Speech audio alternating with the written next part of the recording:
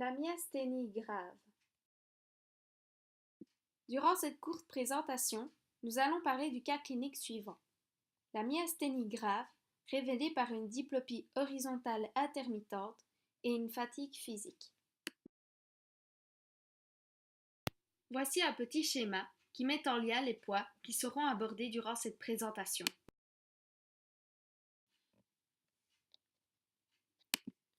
Je commencerai par décrire les symptômes de cette maladie ainsi que les signes visibles. Je parlerai ensuite des examens cliniques. J'envisagerai alors une petite explication physiologique avant de terminer par le traitement. Les symptômes. Chez 50 à 60% des patients, la maladie débute par une faiblesse des releveurs de la paupière.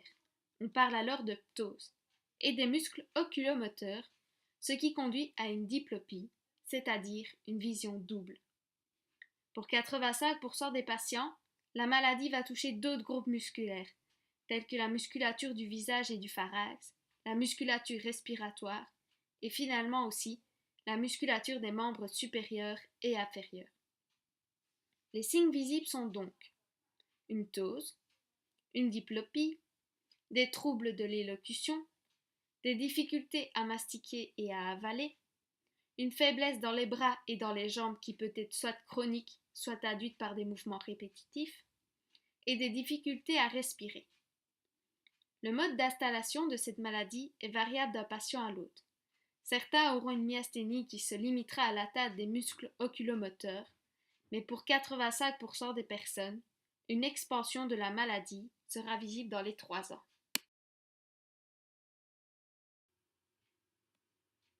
Examen clinique. Plusieurs tests sont possibles pour détecter la myasthénie.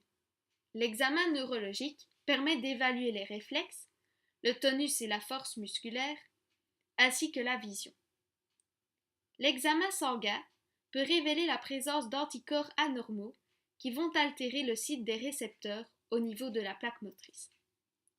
Le test à l'androphonium consiste à injecter du chlorure d'androphonium, qui est une substance chimique qui prévient la dégradation de l'acétylcholine.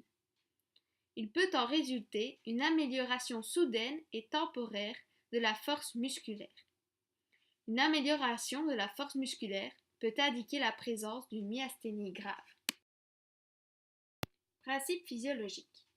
En temps normal, lors d'une stimulation nerveuse, la terminaison présynaptique libère de l'acétylcholine qui va se fixer sur des récepteurs situés sur la membrane des cellules musculaires. Ceci va engendrer l'ouverture des canaux sodiques et une entrée de sodium en intracellulaire. Il va donc y avoir une dépolarisation de la membrane qui va s'étendre jusqu'aux tubules T, qui sont des invaginations aveugles du sarcolème, à proximité des citernes sarcoplasmiques.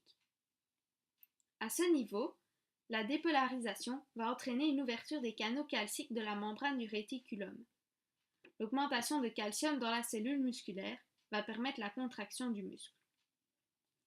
Étant donné que dans la myasthénie grave, les récepteurs à l'acétylcholine sont bloqués par des auto-anticorps, il devient difficile d'avoir une contraction musculaire.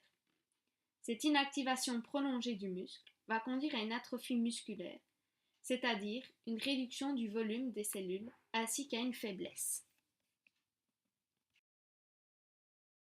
Le traitement. La pyridostigmine est une substance inhibitrice de l'acétylcholinestérase qui est une enzyme présente dans la fente synaptique et qui a pour rôle de dégrader l'acétylcholine. Cette inhibition va permettre de maintenir une concentration en acétylcholine plus élevée durant une plus longue période de temps, ce qui va augmenter la stimulation des récepteurs nicotiniques encore présents au niveau de la membrane musculaire. L'acétylcholine étant un neurotransmetteur présent dans d'autres synapses, une augmentation de sa concentration pourrait entraîner des effets indésirables suite à la stimulation des récepteurs muscariniques présents au niveau du cœur, du système digestif ainsi qu'à d'autres endroits. Les effets secondaires de ce traitement pourraient être un ralentissement du rythme cardiaque, une augmentation des sécrétions et de la digestion. Ceux-ci peuvent être évités par l'administration d'atropine, qui est une substance bloquant spécifiquement les récepteurs muscariniques.